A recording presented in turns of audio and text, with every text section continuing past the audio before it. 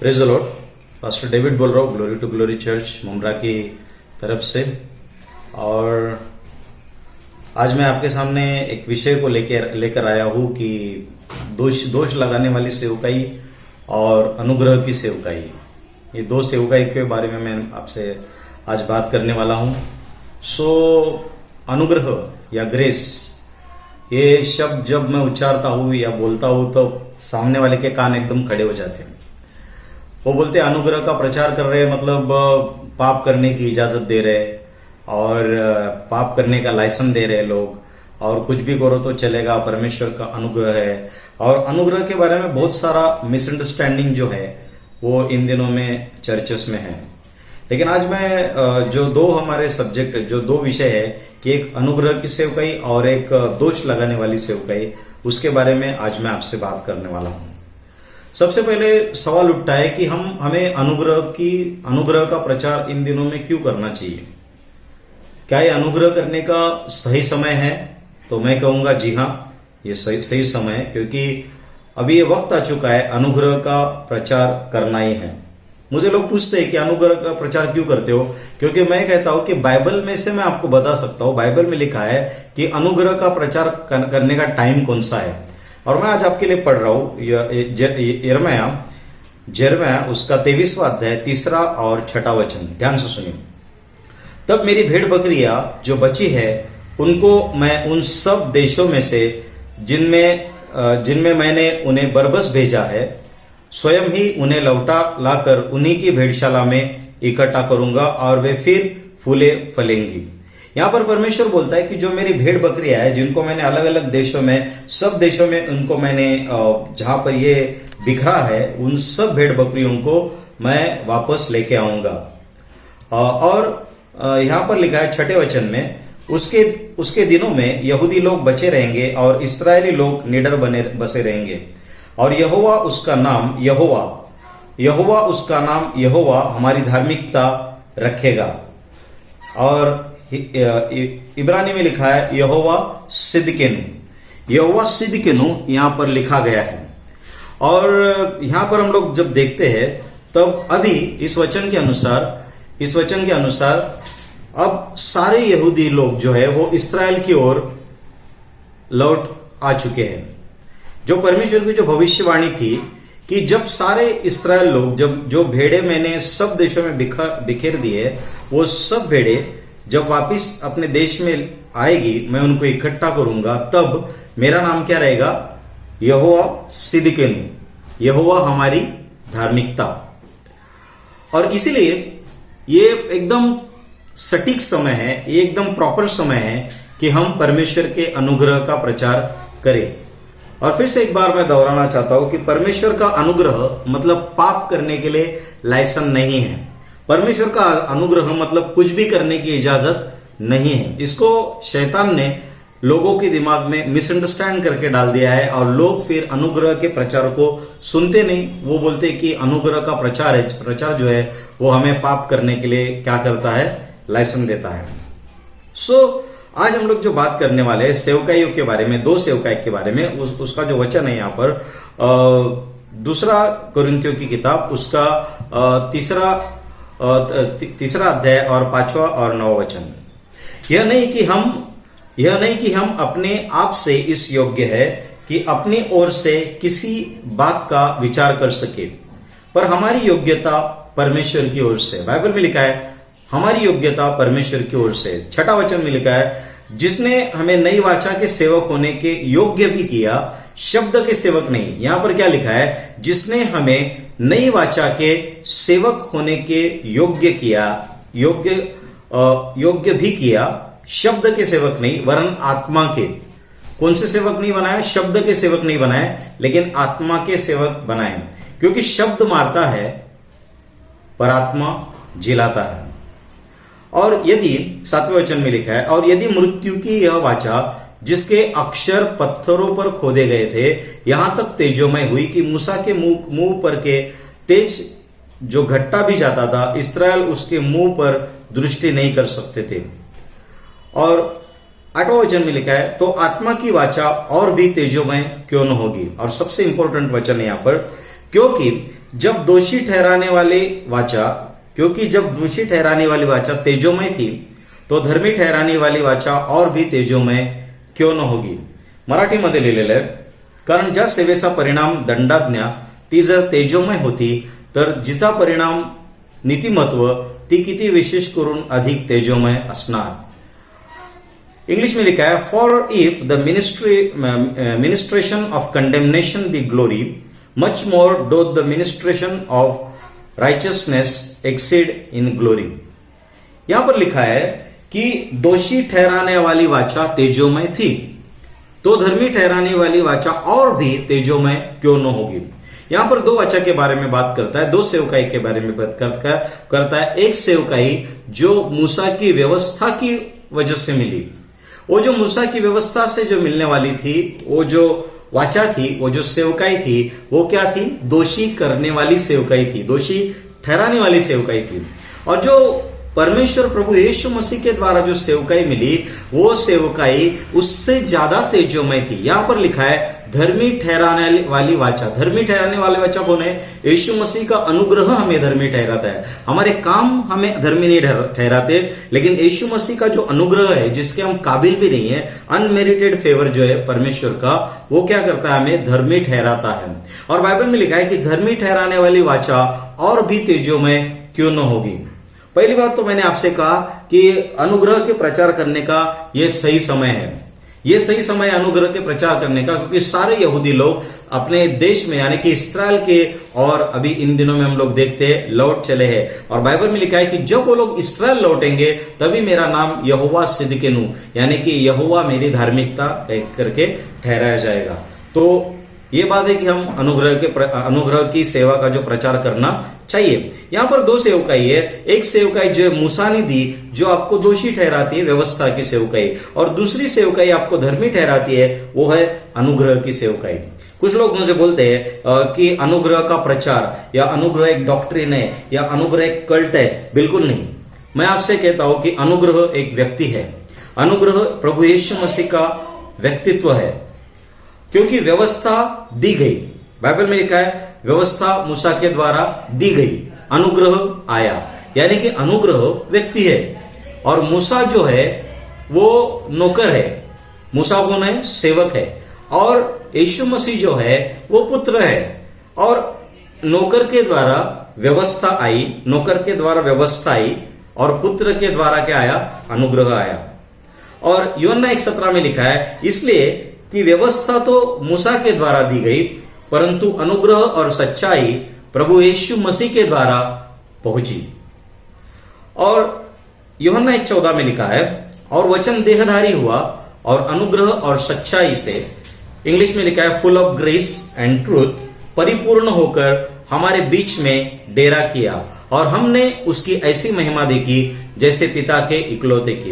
यहां पर यीशु मसीह के बारे में लिखा है, यहां पर यीशु मसीह के बारे में लिखा है कि full of grace and truth. अनुग्रह जो है वो अनुग्रह एक कोई डॉक्ट्रिन नहीं है, कल्ट नहीं है, बल्कि अनुग्रह एक व्यक्ति है. यीशु मसीह का व्यक्तित्व है जो मनुष्य के लिए प्रकट हुआ. मूसा के द्वारा व्यवस्था दी गई, अनुग्रह यीशु के द्वारा आया. हम किसको बोलते आया? एक व्यक्ति को बोलते आया. और आज मैं आपको बताना चाहता हूं कि अनुग्रह की सेवकाई के ऐसे 4 उदाहरण मैं आपके सामने पेश करना चाहता हूं, जो सुनने के बाद आपको समझ में आएगा कि अनुग्रह की सेवकाई कितनी इंपॉर्टेंट है. सबसे पहले हम लोग देखते हैं कि एक बार, आप सभी लोग इस वाक्य को जानते हैं कि एक बार पतरस और उसके साथी रात भर मछली पकड़ने की कोशिश कर रहे थे. रात भर उनको कुछ नहीं मिला, और सुबह जब यीशु मसीह ने देखा कि वो लोग जो मछुआरे थे वो जाल धो रहे थे, तब यीशु मसीह उनके पास आता है, और यीशु मसीह उनके नाव का इस्तेमाल करता है, और यीशु मसीह वहां पर प्रचार करता है. और यीशु मसीह बाद में बोलता है कि तुम इस नाव को क्या करो? गहरे में ले चलो. और वो सुबह का टाइम रहता है. लूका उसका 5वां अध्याय और 8वें वचन में लिखा है. और पतरस बोलता है कि प्रभु यीशु, हमने रात भर कोशिश की लेकिन हम कुछ पकड़ नहीं पाए, लेकिन तू बोलता है तो हम लोग जाएंगे, तू बोलता है तो हम लोग जाल डालते हैं. और यीशु मसीह उनके साथ, जो यीशु मसीह ने जहां पर बोला था कि गहरे में ले चल, पतरस उसको गहरे में लेके गया, और बहुत सारी मछलियां वहां पर आई. बहुत सारी मछलियां वहां पर आई। और जब बहुत सारी मछलियां, इतनी मछली आई कि बोट जो थी, दोनों बोट जो थी वो डूबने लगी। और तब यीशु मसीह को पतरस क्या कहता है उसको देखिए। यहां पर शमौन पतरस यीशु के पांवों पर गिरा और कहा, हे प्रभु मेरे पास से जा, क्योंकि मैं पापी मनुष्य हूं। अभी देखिए, रात भर मेहनत की है, कुछ नहीं हासिल हुआ, कचरा आया जाल में, जाल धो रहे। यीशु मसीह को इस्तेमाल करने दिया नाव, यीशु मसीह ने वहां पर प्रचार किया। जब गहरे में डाला तो इतना मछली आया कि बोट डूबने लगे। और ऐसे टाइम में अगर मैं रहता तो बोलता था कि चलो मेरा 15 दिन का तो बंदोबस्त हो गया, ये मछली बेचकर 15 दिन पैसा आएगा, 15 दिन खा के पी के ऐश करेंगे हम। मैं होता तो यीशु मसीह को बोलता, यीशु मसीह तू रोज आया कर, तू रोज आया कर, अच्छा लगता है, तू आएगा तो मुझे मछली मिलेगी, तू आएगा तो मेरा फायदा ही फायदा है। लेकिन यहां पर पतरस बोलता है कि परमेश्वर तू मुझसे दूर जा, प्रभु तू मुझसे दूर जा, क्योंकि मैं पापी व्यक्ति हूं। यीशु मसीह ने उसके पापों के बारे में कुछ नहीं बोला था, यीशु मसीह ने उसके लाइफ के बारे में कुछ नहीं बोला था। यीशु मसीह ने सिर्फ उसकी बोट का इस्तेमाल किया था। मछलियां का मतलब क्या है? आशीष, अनुग्रह। पतरस ने देखा कि रात भर मेहनत करने के बाद मुझे कुछ नहीं मिला, लेकिन इसकी अनुग्रह की वजह से मेरी बोट जो है वो पूरी तरह से भर गई। यानी कि ये पवित्र व्यक्ति है, मैं पापी हूं, फिर भी मेरे ऊपर अनुग्रह कर रहा है। यहां पर यीशु मसीह ने उसको ये नहीं बोला कि पतरस तू पश्चाताप कर या पतरस कुछ कर, कुछ नहीं बोला यीशु मसीह ने, लेकिन यीशु मसीह ने सिर्फ अनुग्रह दिया। और यहां पर अनुग्रह दिखाने के बाद क्या हो गया कि पतरस ने जो है अपने पापों को कबूल किया। यीशु मसीह खुलेआम परमेश्वर के राज्य का और पश्चाताप का प्रचार जरूर करता था, लेकिन व्यक्तिगत तौर पे वो अनुग्रह दिखाता था। व्यक्तिगत तौर पे वो कंडेम नहीं करता था। दोषीपन की सेवकाई प्रभु यीशु मसीह नहीं करता था। और यहां पर पतरस को उसने उसके पाप नहीं दिखाया, लेकिन पतरस ने उस अनुग्रह को देखकर अपने पापों को कबूल किया, अपनी जो पापी होने की जो अवस्था को उसने मान लिया। उसके बाद दूसरा उदाहरण है जक्कई का। जक्कई एक पापी जकातदार था जो यीशु मसीह को देखना चाहता था। आप लोग सभी स्टोरी को जानते हैं। लेकिन लूका उसके 19वें अध्याय में और 8वें और 9वें वचन में जब यीशु मसीह जक्कई के घर में खुद होकर गया, जक्कई ने उसको बुलाया नहीं था। ध्यान से सुनिए, जक्कई ने उसको नहीं बुलाया था। जक्कई उसको सिर्फ देखना चाहता था, लेकिन यीशु मसीह उसके घर पे गया। यीशु मसीह ने कुछ भी नहीं बोला, सिर्फ यीशु मसीह उसके घर पे गया। अचानक जक्कई खड़ा हो गया और बोलने लगा, प्रभु देख, मैं अपनी आधी संपत्ति कंगालों को देता हूं और जिससे कुछ अन्याय करके लिया उसको 4 गुना फेर देता हूं। और यीशु मसीह कहता है, तब यीशु ने उससे कहा, आज इस घर में उद्धार आया है, क्योंकि इसलिए कि यह भी इब्राहिम का एक पुत्र है। यहां पर यीशु मसीह ने जक्कई को उसके भ्रष्टाचार के बारे में कुछ नहीं बोला। भ्रष्टाचार के आरोप, इन दिनों में सरकार जैसे एक दूसरे के ऊपर भ्रष्टाचार के आरोप कर रही है, यीशु मसीह ने भ्रष्टाचार के आरोप उसके ऊपर नहीं किए। यीशु मसीह ने सिर्फ अनुग्रह दिखाया और यीशु मसीह सिर्फ उसके घर पे गया और अचानक उसके मन में वो कन्विक्शन आया कि ये पवित्र परमेश्वर, ये पवित्र है, फिर भी मेरे जैसे पापी के घर में आया और मेरे साथ बैठ के बात कर रहा है। ये बात ने उसके दिल को क्या किया? पिघला दिया। और यहां पर उसने अपने पापों को कबूल किया और सिर्फ कबूल नहीं किया, उसने उसके ऊपर कार्रवाई भी की, अपनी आधी संपत्ति कंगालों को दी और आधी जो 4 गुना फेर दी। इसके बाद तीसरा उदाहरण जो है मत्ती 9:36 में, जब उसने भीड़ को देखा तो उसको उन लोगों के ऊपर तरस आया, क्योंकि वो उन भेड़ों की नाई जिनका कोई रखवाला ना हो, व्याकुल और भटके हुए से थे, और उनके ऊपर तरस आया और जो बीमार थे उनको क्या किया? उसने चंगा किया। जब यीशु मसीह ने भीड़ को देखा, बाइबल में कई बार लिखा है कि जब यीशु मसीह ने भीड़ को देखा तब उसके अंदर जो बीमार थे, जो जरूरतमंद थे, उनको चंगा किया। वहां पर ये नहीं लिखा कि यीशु मसीह ने सबको लाइन से खड़ा किया, उनके पापों के बारे में बताया, उनको दोष लगाया और फिर उन्होंने पापों को कबूल किया और फिर यीशु मसीह ने उनको चंगा किया। ऐसा किधर भी नहीं लिखा है। बाइबल में लिखा है उसने भीड़ को देखा, उसको तरस आया और उसने चंगा किया। उसके बाद चौथा जो हाइट है परमेश्वर के अनुग्रह का, वो व्यभिचारी स्त्री के बारे में आप सभी जानते हैं, आपने कई बार इसके बारे में प्रचार सुना है। यूहन्ना उसका 8वां अध्याय और 10-11 में लिखा है यहाँ पर कि जब वो उसको मारने के लिए आए थे सब लोग, सब ने पत्थर उठाए थे, यानी कि बच्चे से लेके बूढ़े तक सब ने पत्थर उठाए थे, मारने के लिए सब रेडी बैठे थे, लेकिन कोई मार नहीं पाया, क्योंकि यीशु मसीह ने कहा कि जो निर्दोष है वो उसके ऊपर क्या करे? पहला पत्थर फेंके। और यीशु मसीह वहां पर क्या करने लगा? यीशु मसीह वहां पर कुछ लिखने लगा। मैं आपको बताना चाहता हूं क्या लिख रहा था। यीशु मसीह, कुछ लोग बोलते कि यीशु मसीह पापों को लिख रहा था। मैं नहीं मानता इस बात को, क्योंकि यीशु मसीह ने हमारे पाप खुद के ऊपर लिए तो हमारे पापों को क्यों लिखेगा। यीशु मसीह वहां पर 10 आज्ञाओं को लिख रहा था। आप अगर नोटिस करेंगे तो उस औरत को मारने के लिए सब लोग रेडी थे, बच्चे से लेके बुढ़े तक सब लोग रेडी थे। केस क्या था कि ये औरत जो थी व्यभिचार करते वक्त रंगे हाथ पकड़ी गई। यहां पर और भी एक पॉइंट है, वो आदमी किधर गया जो उसके साथ व्यभिचार कर रहा था। व्यभिचार करने के लिए 2 लोग लगते, तो आदमी को छोड़ दिया, औरत को पकड़ के लेके आए, खड़ा किया। यीशु मसीह को बातों बातों में पकड़ने का था, लेकिन यीशु मसीह उनसे ज्यादा बुद्धिमान था। यीशु मसीह ने क्या किया, उनका सुना नहीं, लेकिन यीशु मसीह क्या करने लगा, जमीन के ऊपर लिखने लगा।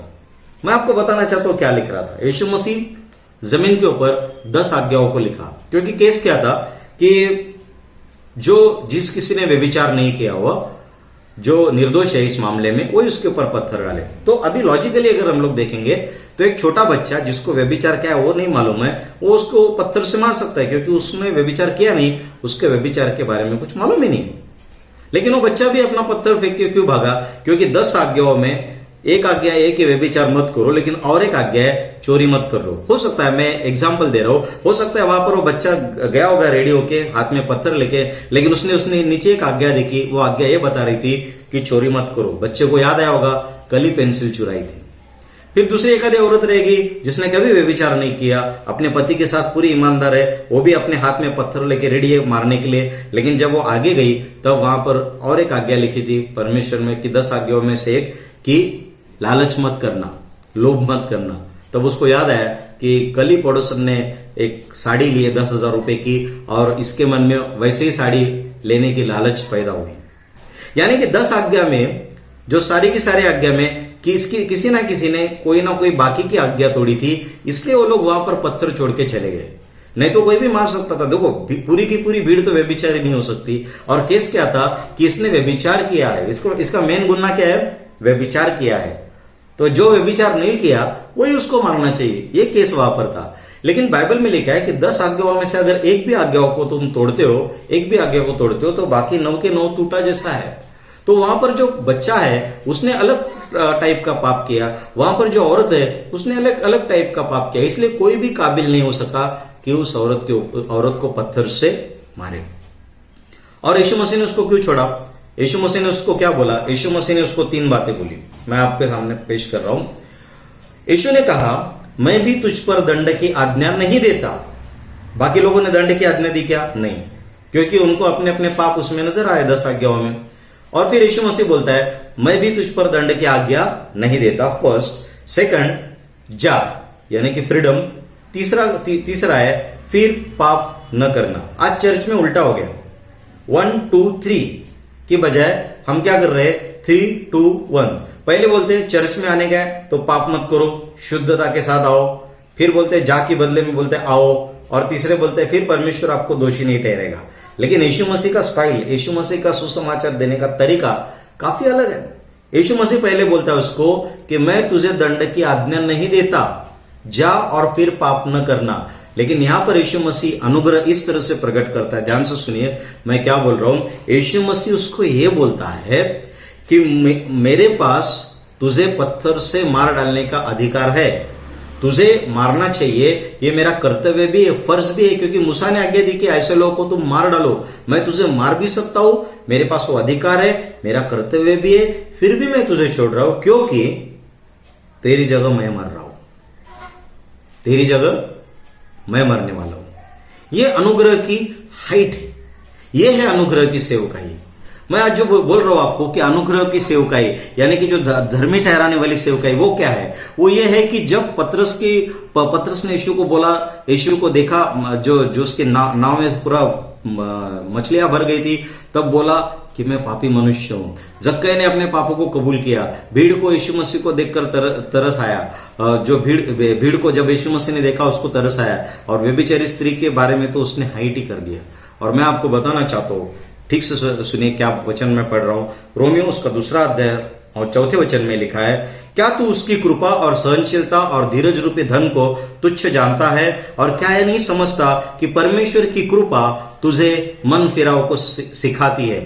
Not knowing that the goodness of God leadeth thee to repentance. यहां पर लिखा है परमेश्वर की कृपा तुझे मन फिराव को सिखाती है। इन चारों उदाहरणों में आपने देखा होगा कि परमेश्वर ने इन लोगों को दोषी नहीं ठहराया, बल्कि परमेश्वर ने अपनी कृपा अपना अनुग्रह प्रकट किया और फिर उन लोगों ने क्या किया, प्रभु यीशु मसीह को क्या किया, अपने पापों प्रभु यीशु के मसीह के सामने अपने पापों को क्या किया, कबूल किया।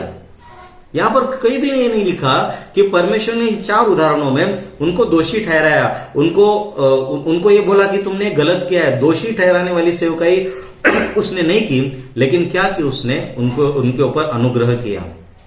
आजकल क्या सिखाया जा रहा है, बाइबल सिखाती है कि परमेश्वर की कृपा मन फिराव को सिखाती है। जब परमेश्वर की कृपा के बारे में बात करते हैं तब लोग बोलते हैं अरे परमेश्वर की कृपा मतलब पाप करने का लाइसेंस है। ठीक से देखिए यहां पर क्या लिखा है, परमेश्वर की कृपा मन फिराव को सिखाती है। परमेश्वर की कृपा पाप करने का लाइसेंस नहीं देती है, लेकिन आजकल हम उल्टा सिखाते हैं, पहले मन फिराओ फिर कृपा तुम्हें समझ में आएगी। ये भी तो गलत है। जो पहला है वो पहला ही रहेगा, जो दूसरा है वो दूसरा ही रहेगा। सेवकाई करने का तरीका, सुसमाचार बताने का तरीका यह होना चाहिए कि परमेश्वर तुम्हें दोषी नहीं ठहराता, तुम फ्री हो, लेकिन अब से पाप मत करना। लेकिन हमने 3 to 1 किया है, 1 to 3 करने के बजाय, और यहां पर भी 1 और 2 करने के बजाय 2 और 1 कर रहे हैं। यहां पर साफ साफ लिखा है परमेश्वर की कृपा मन फिराव को सिखाती है। परमेश्वर की कृपा पाप करने के लिए नहीं सिखाती है, मन फिराव को सिखाती है। बुढ़ाऊ पुत्र ने भी पश्चाताप किया, लेकिन उसके बाप ने कहा पर सुना। बाप ने उसको पहले से ही माफ कर चुका था। परमेश्वर के पश्चाताप के बारे में हम कभी कभी गलत बोलते हैं। मैं ये नहीं बोलता कि पश्चाताप नहीं करना चाहिए, मैं ये बोलता हूं कि पश्चाताप करना चाहिए, लेकिन पश्चाताप तब करना चाहिए जब आपको परमेश्वर की कृपा समझ में आई हो। तो अभी इन दिनों में क्या हो रहा है, लोगों को उनके पाप गिनाते हैं, तुमने ये पाप किया, तुमने वो पाप किया, और अपने बाप दादा उनके भी पाप को गिनाते हैं कि तुम्हारे बाप ने ये पाप किया होगा, माँ ने पाप किया होगा। सारी फैमिली ले उनके पाप को निकाल के बैठ जाते हैं, क्षमा मांगने के लिए बोलते हैं, और व्यक्ति क्षमा मांगता है और फिर क्षमा मांगने के बाद वापिस पाप करता है। अनुग्रह की सेवकाई क्या है और दोषीपन की सेवकाई क्या है। लेकिन इन दिनों में क्या हो रहा है कि पश्चाताप के बारे में बताया जाता है, लोगों को दोषी ठहराया जाता है, और जो इजी चीज है वो बहुत हार्ड की जाती है। जब लोग परेशानी में रहते हैं तो उनको दिलासा देने के बजाय उनको उनके पापों को याद करने के लिए बोला जाता है, और वेदी के पास आओ, पश्चाताप करो। मैं जानता हूं कि जो दोष लगाने वाली सेवकाई है, यहां पर लिखा है वो भी तेजोमय है। ये नहीं बोलता कि वो मैं तेजोमय नहीं है। सिर्फ व्यवस्था का प्रचार करना, व्यवस्था की सेवकाई करना भी सही है, लेकिन वो तेजोमय है। लेकिन जो अनुग्रह की सेवकाई उससे कई गुना तेजोमय है। मूसा ने जब पहाड़ के ऊपर जाकर उस 10 आज्ञाओं को लेकर आया, नीचे वो लोगों ने जो सोने के बछड़े को तैयार किया था, वहां पर एक झटके में 3000 लोग मर गए। और यहां पर जब पतरस ने प्रचार किया पेंटेकोस्ट के दिन में, उस वक्त 3000 लोगों का उद्धार हुआ। यानी कि 2 प्रकार की सेवकाई। आज चर्च कौन सी सेवकाई कर रहा है? आज चर्च इन दिनों में क्या हो रहा है, कंडेमनेशन की सेवकाई कर रहा है, दोषीपना की सेवकाई कर रहा है, लोग दोष दे रहे हैं। अभी देखिए, जब यीशु मसीह का प्रचार होता है किसी व्यक्ति को, तो यीशु मसीह को स्वीकार करता है, और यीशु मसीह को स्वीकार करने के बाद जब वो चर्च में जाता है तो चर्च में ही उलझा रहता है। पास्टर, वहां का पॉलिटिक्स, वहां के पास्टोरेट कमिटी, वहां के चर्च के आजू बाजू के मेंबर, और जो परमेश्वर को जो प्रेम था, अनुग्रह था, उसको तो खो दिया, उसको तो पूरी तरह से खो दिया। लेकिन वो इसी चक्कर में उलझा रहता है, और फिर वो सोचने लगता है जब मैं पहले प्रभु में आया था तो परमेश्वर से कितना प्यार करता था, मैं परमेश्वर से कितना नजदीक था, लेकिन अभी इन दिनों में मैं सब चर्च के कामों में उलझा हूं। पास्टर क्या बोल रहा है, मेंबर क्या बोल रहा है, लीडर क्या बोल रहा है, इसी चीजों में रह चुका हूं मैं। यानी कि धीरे धीरे वो परमेश्वर के प्रेम से दूर हो जाता है और व्यवस्था को फॉलो करने लगता है, चर्च के रूल्स एंड रेगुलेशंस को फॉलो करता है। और कभी कभी ऐसा प्रचार हो जाता है कि ये करो तो ये होगा, वो करो तो वो होगा। अगर मैं अपने चर्च को बोलूं, तुम लोग दशमांश दो, दशमांश नहीं दोगे तो तुम्हारा बिजनेस डूब जाएगा, तुम्हारी नौकरी चली जाएगी, तो डर के मारे देंगे, डर के मारे दशमांश जरूर देंगे लोग। रिंग मास्टर के डर से सर्कस में शेर भी नाचता है, वो सेवकाई करने का कोई मतलब नहीं होता है। कभी किसी के साथ बुरा हो गया तो हम उसको उसके पापों को कबूल करने के लिए बोलते हैं। मैं अगर बोलूं कि तुमने कुछ पाप किया होगा, इसकी वजह से तुम्हारे साथ ऐसा हो गया। बोला एक्सीडेंट क्यों हो गया? बोला सुबह में शाम 91 पढ़ के नहीं गया था, इसलिए एक्सीडेंट हो गया। बहुत सारी चीजें ऐसी होती है।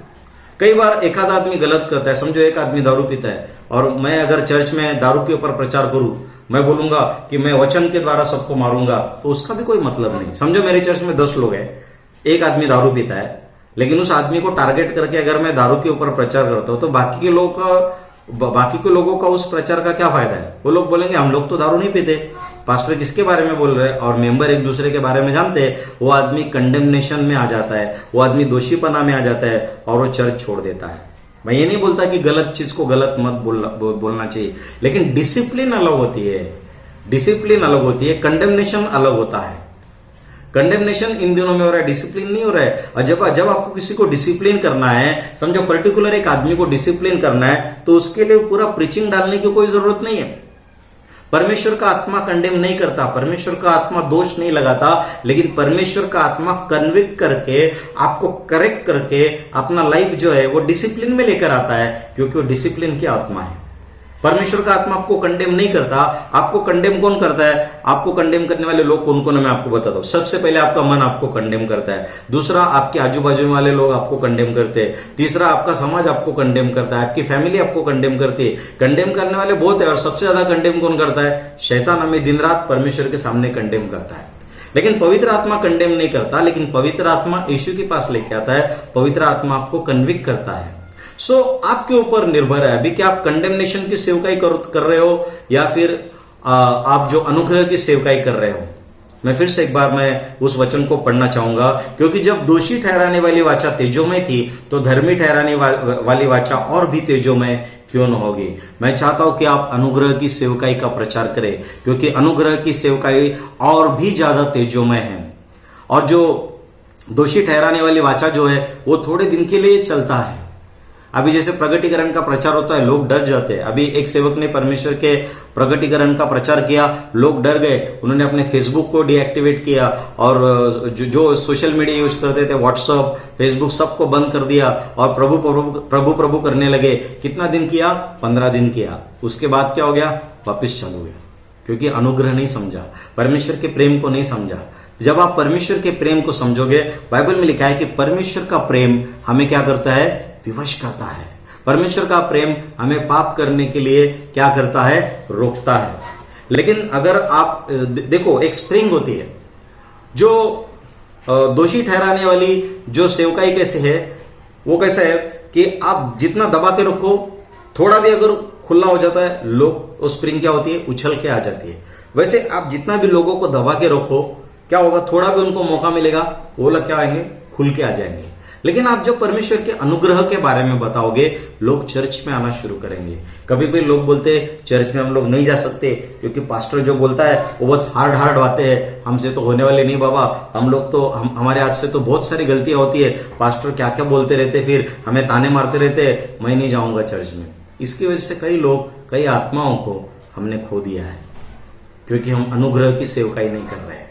मैं चाहता हूं कि हम जो जितने भी पासवान है, जितने भी मिनिस्ट्री के लोग हैं, मैं चाहता हूं कि हम सब अनुग्रह की सेवकाई के पास ध्यान दें, क्योंकि वे वक्त आ चुका है। ये वक्त आ चुका है कि इस्राएल के पास, इस्राएल देश में सारे जो यहूदी है वो वापस लौट रहे हैं। मैं फिर से एक बार पढ़ रहा हूं, यिर्मयाह 23:3-6 में लिखा है कि जब ये लोग सब इस्राएल लौटेंगे, तब परमेश्वर बोलेगा कि मेरा नाम यहोवा सिदकीनु है, यानी कि यहोवा हमारी धार्मिकता है। ये समय आ चुका है कि हम परमेश्वर के अनुग्रह के बारे में बोले। मैं डिसिप्लिन के अगेंस्ट नहीं हूं, चर्च में डिसिप्लिन होना चाहिए, मैं पाप के भी अगेंस्ट हूं, पाप नहीं करना चाहिए, लेकिन पहले परमेश्वर के प्रेम को तो ठीक से समझ में आने दीजिए। जब वो परमेश्वर के प्रेम को ठीक से समझेगा, वो पाप क्यों करेगा? इन दिनों में लोगों चर्च में परमेश्वर के प्रेम के बारे में नहीं बोलते, वो बोलते प्रगटीकरण प्रीच करने का टाइम है, एंड टाइम प्रीच करने का टाइम है। लोग डरे हुए, उनको समझ में नहीं आता, उनका परमेश्वर के साथ संबंध नहीं है, परमेश्वर के प्रेम को नहीं जानते, और फिर क्या करता है? उनके अंदर जो दोषीपन की जब भावना आती है, तो वो चर्च छोड़ देते हैं, वो छुप छुप के पाप करते हैं, डबल स्टैंडर्ड लाइफ जीते हैं। ये सब लोग करना शुरू करते हैं। क्यों? क्योंकि जो सेवकाई है, जो कंडेमनेशन की सेवकाई है, उसके पहले अगर आपने देखा कि वहां पर क्या लिखा है, यहां पर लिखा है, मैं आपके लिए पढ़ रहा हूं। सबसे पहले लिखा है यहां पर, जिसने हमें नई वाचा के सेवक होने के योग्य भी ठहराया, शब्द के सेवक नहीं, क्योंकि शब्द मारता है पर आत्मा क्या करता है, जिलाता है। व्यवस्था मूसा की दी व्यवस्था उस आईने के समान है जो आपको बताती है आपके चेहरे के ऊपर दाग लगा है, लेकिन वो दाग कैसे मिटाने का वो नहीं बताती, लेकिन वो आपको बताती है यहां पर दाग लगा है, वो एक्यूरेट बताती है, एग्जैक्टली बताती है वहां पर दाग लगा है। लेकिन जो अनुग्रह की सेवकाई है वो प्रोवाइड करती है, यीशु मसीह का लहू, परमेश्वर का प्रेम, यीशु मसीह का अनुग्रह, शांति प्रोवाइड करती है उस दाग को धोने के लिए। इसलिए ये जो टाइम है जब आप अनुग्रह की सेवकाई करोगे, यहां पर लिखा है वो और ज्यादा तेजस्वी है। आपकी सेवकाई जब अनुग्रह के साथ आप करेंगे और ज्यादा तेजस्वी होगी, स्ट्रेस नहीं होगा। आपने कई बार देखा होगा कुछ लोग जो बार बार पवित्रता के बारे में बोलते हैं, पाप के बारे में बोलते हैं, वो एकदम ऐसे चिड़चिड़े होते हैं, एकदम ऐसे थोड़ा भी कुछ हो गया उनको गुस्सा आता है, फिर वो वचन खटाखट कोट करना चालू करते हैं, थोड़ा भी ग्रेस उनके अंदर दिखता नहीं, लोग उनको देख के भाग जाते हैं। कुछ लोग ऐसे रहते हैं, वो रुलाएंगे, ऐसा प्रचार करेंगे कि आदमी रो पड़ेगा, और जब रो पड़ेगा तो खुश हो जाते हैं, क्या प्रचार किया मैंने, सारे के सारे लोग रो पड़े, लेकिन क्या उनका जीवन बदला? आजकल चर्च में क्या सर्कस चल रहा है? अनुग्रह की सेवकाई नहीं होने की वजह से क्या सर्कस चल रहा है? चर्च के अल्टर के ऊपर से, चर्च की वेदी के ऊपर से पाप के बारे में प्रचार होता है कि तुम पापी हो, आओ वेदी के पास आओ। वो लोग वेदी के पास आते, सच्चे मन से आते, सच्चे मन से आने के बाद बोलते कि तुम परमेश्वर के सामने कबूल करो अपने गुनाहों को, और फिर वो कबूल करते। हर संडे को रोते हो, हर संडे को उनका उद्धार होता है, हर संडे को रोते, और फिर बुधवार को वापिस पाप करते। और ऐसा लगता है कि वो जो वेदी जब छोड़ के जाते तो वेदी को बोल के जाते मी पुन्नाइन। आप जानते हैं ये वर्ड्स किसके, मी पुन्नाइन, क्योंकि उसको मालूम रहता है कि मैं अच्छी तरह से रहने वाला तो हूं नहीं।